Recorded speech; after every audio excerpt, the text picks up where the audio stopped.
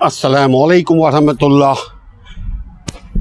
आप देख रहे हैं लॉयस टीवी और मैं हूं असलम परवेज़ एडवोकेट। नाज़रीन, ये डिजिटल टेक्नोलॉजी का दौर है, ये साइंस एंड टेक्नोलॉजी का दौर है। इससे फ़ायदा उठाने की कोशिश कीजिए, चूँकि वही कौमें आज तरक्की कर पाएंगी जिनको ये मालूम हो कि मौजूदा टेक्नोलॉजी से वो कैसे फ़ायदा हासिल कर सकते हैं। ये टेक्नोलॉजी, ये डिवाइस, ये डिजिटल टेक्नोलॉजी, ये डिवाइस, ये कंप्यूटर का दौर, ये साइंसी तरक्की का दौर, इस दौर में आप और हम पीछे ना रह जाएं। और तमाम चीज़ों से वाक़फ़ियत के लिए बहुत ज़रूरी है कि अपने माइंड को एक तरफ सेट करें, अपने माइंड को एक तरफ राग़िब करें, अपने आप को कन्विंस करें कि हम अब गरीब नहीं रहेंगे, हम अब बेखबर नहीं रहेंगे। जब इस किस्म के ख़यालात हमारे दिलो दिमाग में आने लगती है कि we have to get benefit from this kind of education, अगर हमने सोच लिया तो समझ लिया तो अमल करने में आसानी हो जाएगी। सोच लिया, समझ लिया तो फिर इल्म मुसलसल हासिल करते रहने की ज़रूरत है। इस टेक्नोलॉजी के दौर में हम इसी मौजूदा इल्म को ही हम हासिल करने की कोशिश करें। अब जो ये दौर है, चुटकी में इल्म आपके नज़रों के सामने। कहते हैं ना, बाबा ने कहा महबूबा कदमों आपके कदमों तले। तो आज ये इल्म है, ये आपके उंगली तले। Within 1 second you can get knowledge, whatever or which kind of knowledge you want to get, you want to seek, you want to achieve. It is easy to get knowledge nowadays. हमारी गुफ्तगू होती है आईन और कानून आपको आपके क्या क्या हुकूक देते हैं, यानी आपके पास क्या हक़ है और आपका क्या फ़र्ज़ है, ये हम बतलाने की कोशिश करते हैं। आईन पाकिस्तान का आर्टिकल नंबर 69 कहता है कि अदालतें मजलिस शूरा यानी पार्लियामेंट की कार्रवाई की तहक़ीक़ात नहीं करेंगी, नहीं कर सकती। आपने सियासतदानों की ज़ुबान से भी ये बात सुनते रहे होंगे कि अदालत नहीं इंटर कर सकती पार्लियामेंट के मामलात में। जैसे अभी चंद दिन पहले ही, 4 महीने पहले इमरान खान की गवर्नमेंट को ख़त्म करने के लिए नो कॉन्फिडेंस की तहरीक मूव की गई। जो ही उनकी नो कॉन्फिडेंस की तहरीक को मूव की गई, उसी वक्त चंद मिनट के बाद डिप्टी स्पीकर, नेशनल असेंबली के डिप्टी स्पीकर कासिम सूरी ने एक्शन लिया, मीटिंग कॉल की और असेंबली को डिसॉल्व करने का अंदिया दिया। इसीलिए आर्टिकल 69 आजकल गर्मा गर्म बहस है। आर्टिकल 69 के ऊपर आजकल हर जगह मौज़ूए बहस है। यानी आर्टिकल 69 इस बात का हक़ देता है कि पार्लियामेंट की कार्रवाई की तहक़ीक़ात अदालतें नहीं करेंगी। बिल्कुल इसी तरह जैसे आर्टिकल 67 में पार्लियामेंट को ये ड्यूटी लगाई गई है कि वो अदालत के बारे में कोई गलत बात ना करे, उसी तरह अदालत को इस बात के ऊपर पाबंद किया गया है कि वो पार्लियामेंट के मामलात में, पार्लियामेंट के कार्रवाई में کوئی مداخلت نہ کرے، یعنی مجلس شورا میں کسی بھی کارروائی کی جواز پر ضابطۂ کار کی کسی بھی بے قاعدگی کی بنا پر اعتراض عدالت نہ کرے۔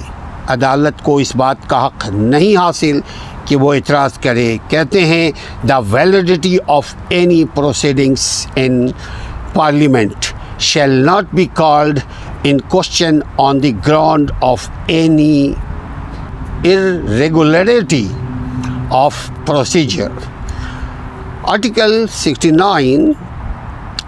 69 کا پیرا نمبر 2 کہتا ہے کہ مجلس شورا کا کوئی یعنی پارلیمنٹ کا کوئی افسر یا رکن اسمبلی جسے دستور یعنی آئین کی روح سے یا اس کے تحت مجلس شورا یعنی پارلیمنٹ میں ضابطۂ کار یا انصرام کارروائی ضبط کرنے یا نظم اور ضبط برقرار رکھنے کے لیے، ڈسپلن کو برقرار رکھنے کے لیے اختیارات دیے گئے ہیں وہ یہ ہیں کہ ان کے اختیارات کے استعمال کی نسبت کسی عدالت کے اختیار سماعت کے تابع نہیں ہوگی۔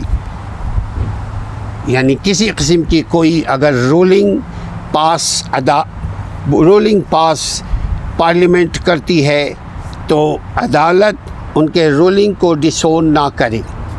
عدالت پارلیمنٹ کے کارروائی میں کسی بھی قسم کی غیر آئینی مداخلت نہ کرے، مگر اس کے باوجود یہ چیزیں ہوئی ہیں۔ چلیں آگے دیکھتے ہیں کہ آرٹیکل 69 کا پیرا نمبر 3 کیا کہتا ہے۔ اس آرٹیکل میں مجلس شورا یعنی پارلیمنٹ کا وہی مفہوم ہوگا جو آرٹیکل نمبر 66 میں ہم نے آلریڈی کہہ دیا ہے، یعنی آرٹیکل 66 میں جو کچھ ہے آرٹیکل 69 کا پیرا 3 میں وہی ہے۔ Article 69 para number 3 says, in this article Parliament has the same meaning as in Article number 66 Constitution of Pakistan 1973۔ اسی لیے آرٹیکل 69 کے تحت عدالت کا اختیار یہ نہیں ہے کہ اسپیکر کی رولنگ پر سماعت کر سکے یا ڈپٹی اسپیکر کے رولنگ پر سماعت کر سکے۔